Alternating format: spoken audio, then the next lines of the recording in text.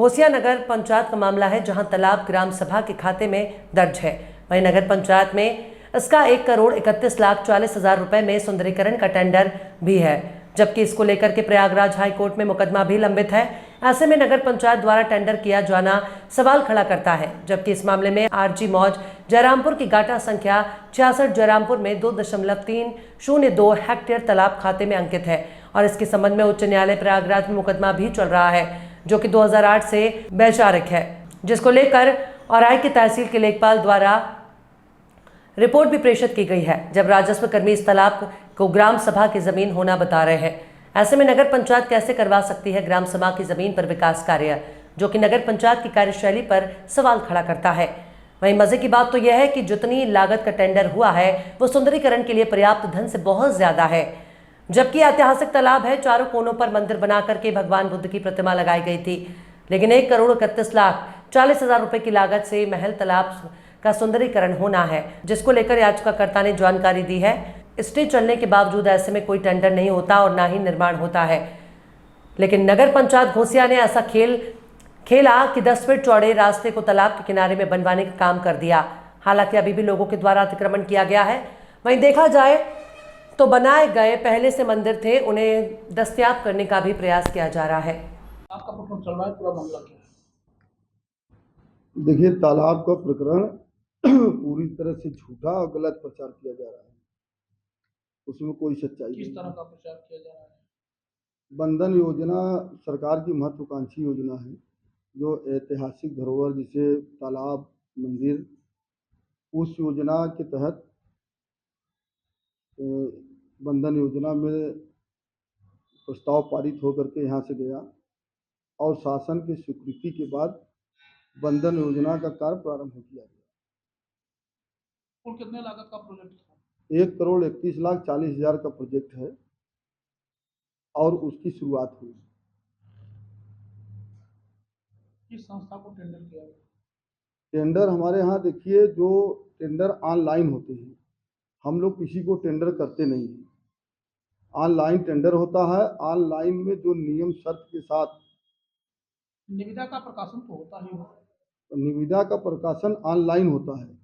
बाकायदे समाचार पत्रों में जो मान्यता प्राप्त समाचार पत्र हैं, उनमें ये विज्ञापन दिया जाता है कि ऑनलाइन टेंडर प्रकाशित है।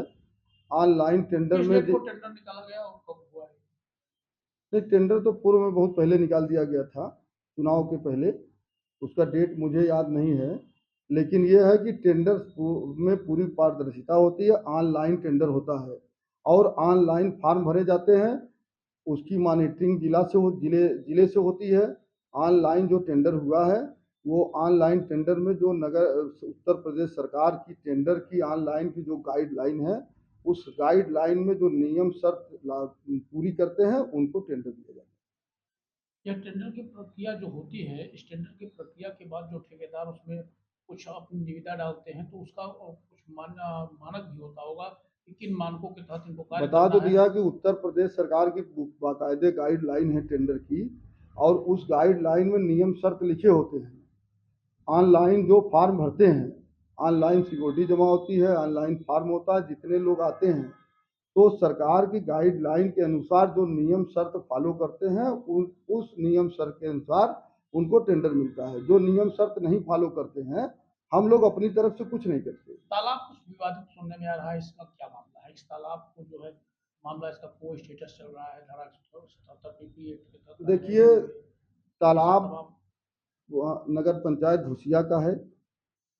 10 मार्च 1978 को नगर पंचायत घोसिया का गठन हुआ, और जब गठन हो रहा था उस समय जितने भी अगल बगल की ग्राम सभाएं हैं, उन ग्राम सभाओं के कई नंबरान काट करके नगर पंचायत घोसिया में जोड़ा गया, और उस समय जोड़ करके जो नंबर उसमें जुटे, बाकायदे उसका प्रकाशन हुआ, अधिसूचना जारी हुआ, राज्यपाल के तरफ से गजट फाइनल हुआ, और फाइनल होने के बाद तब जाकर के वो नंबर नगर पंचायत में हुआ।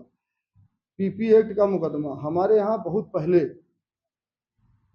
पहले हमारे नगर के कुछ लोगों द्वारा उस पर अतिक्रमण किया जा रहा था, जिसपे नगर पंचायत घोसिया ने पीपी एक्ट का मुकदमा किया। वो लेखपाल की रिपोर्ट, कानूनगो की रिपोर्ट, तहसीलदार साहब की रिपोर्ट, एसडीएम साहब की रिपोर्ट के आधार पर पीपी एक्ट का मुकदमा कायम हुआ।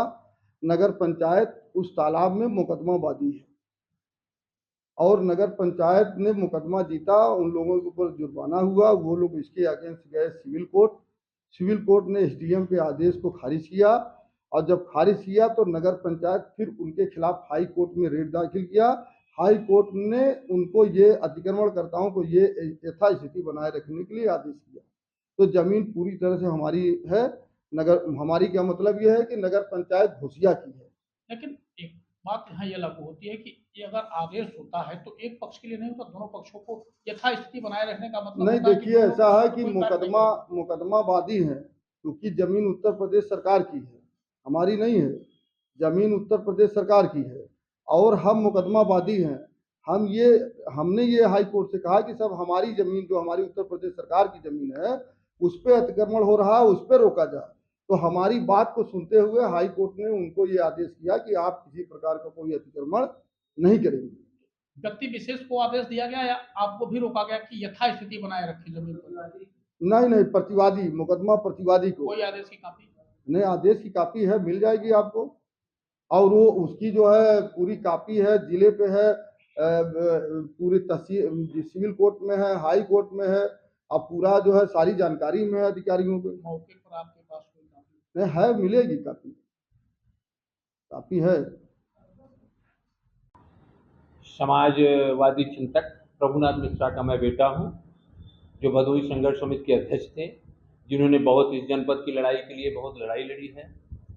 उन्होंने 1988 में 27 बीघे तालाब, मंदिर, कब्रिस्तान और बंजर जमीनों को लेकर के यहाँ के मोतीलाल ब्रदर्स ग्रुप पूंजीपतियों द्वारा किया जा रहा था। उस समय उन्होंने ये बात उठाई और जनपद से लेकर वाराणसी जनपद से लेकर लखनऊ तक इसकी लड़ाई लड़ी।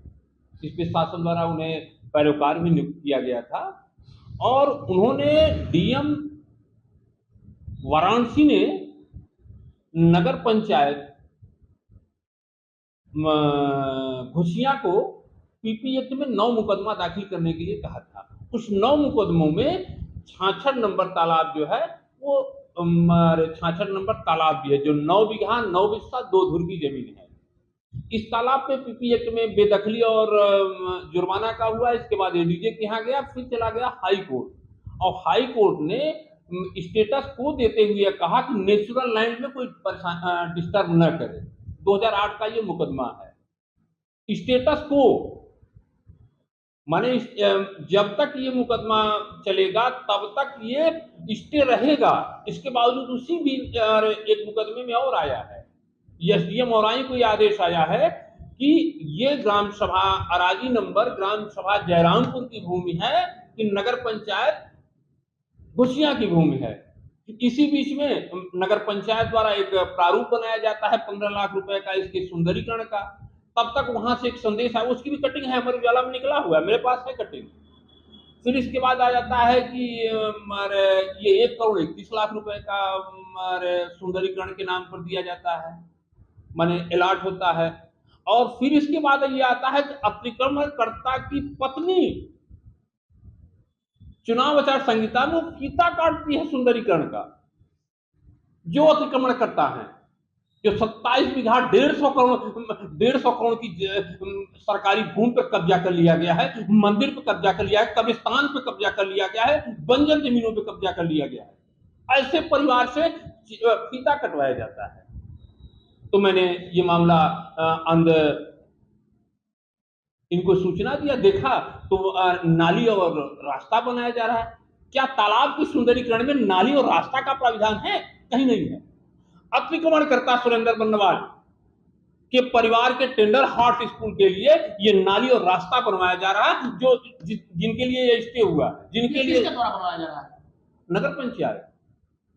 नगर पंचायत द्वारा बनवाया जा रहा है। पर इसका पूरा खेला तो राजस्व विभाग का है ना। एक तरफ राजस्व विभाग कहता है कि मैं इसको नाप नहीं सकता, मैं अतिक्रमण हटवा नहीं सकता, माननीय उच्च न्यायालय में स्टे है विचाराधीन है। इसका भी हमारे पास प्रमाण है एकदम, हमने पूरा प्रमाण के साथ हम ये कह रहे हैं ये हाई कोर्ट का स्टे है, ये हाई कोर्ट का स्टे है। प्रमाण ये भी है कि जो लेखपाल ने हमको लिख कर दिया है, लिख कर दिया कि मैं कुछ नहीं कर सकता, इसके बावजूद ये कर कैसे रहे हैं? वंदना योजना लागू जो होता है, जब तक ये क्लियर नहीं होता कि 66 नंबर ये नगर पंचायत घुसिया की जमीन है कि ग्राम सभा जयरामपुर की जमीन है। और इसमें भी एक रूलिंग आया है, अरे एडीजे ने भी कहा है इस मैटर को लेकर के 100 उसमें ये कहा गया है कि कौन 117 धारा या 107 धारा के अंतर्गत ये जमीन अधिग्रहण हमारे ये जमीन को अपनी सीमांकन करा लेते हैं, माने टाउन एरिया में सीमांकन हो गया, ये गांव की इतनी जमीनें हमारे टाउन एरिया में आ गई। जब तक इसका शासनादेश लागू नहीं होगा कि ये जमीन इस ग्राम सभा से कट करके ये टाउन एरिया में जाता है, तब तक वो जमीन टाउन एरिया की नहीं होती। उसका अधिग्रहण हो सकता है, माने वो वहां के वोटर हो सकते हैं, ये कहा जा सकता है टाउन एरिया। हम एडीजे का फैसला है, कॉपी है हमारे पास, एडीजे के फैसले की कॉपी हमारे पास है। यह नहीं है कि हमारे पास, और हमारे पिताजी 1988 से इसको लेकर लड़ रहे हैं, और इसके लिए हमारे पास जो भी है हम पूरे उत्साह के साथ हैं, और हमने कॉपी भी। मेरा नाम ज्ञानचंद जायसवाल है। मैं वार्ड नंबर 9 का निर्वाचित सभासद हूं, और हमारे नगर पंचायत कार्यालय में भ्रष्टाचार चरम सीमा पे आ गया है। कोई अधिकारी सुनने के लिए तैयार नहीं है। कल हम लोग गए थे अपर जिलाधिकारी महोदय वित्त राजस्व वीरेंद्र कुमार मौर्य जी के पास। उन्होंने मुझसे साक्ष्य मांगा।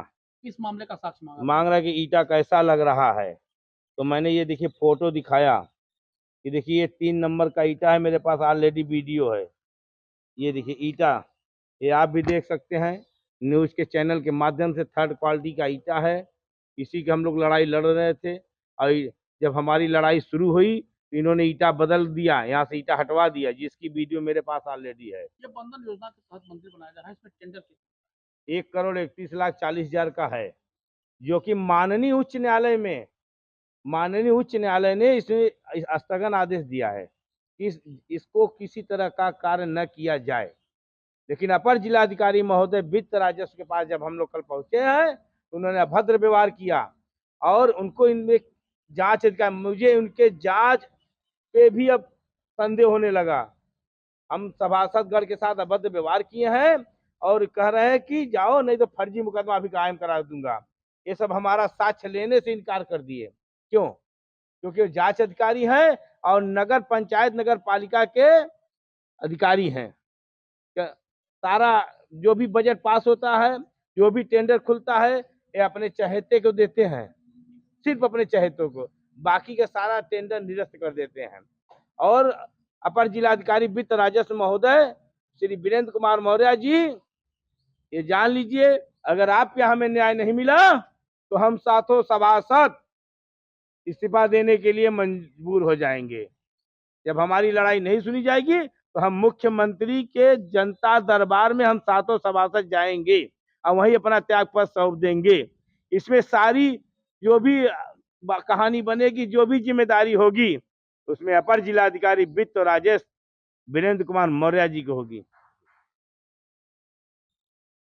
ठीक है।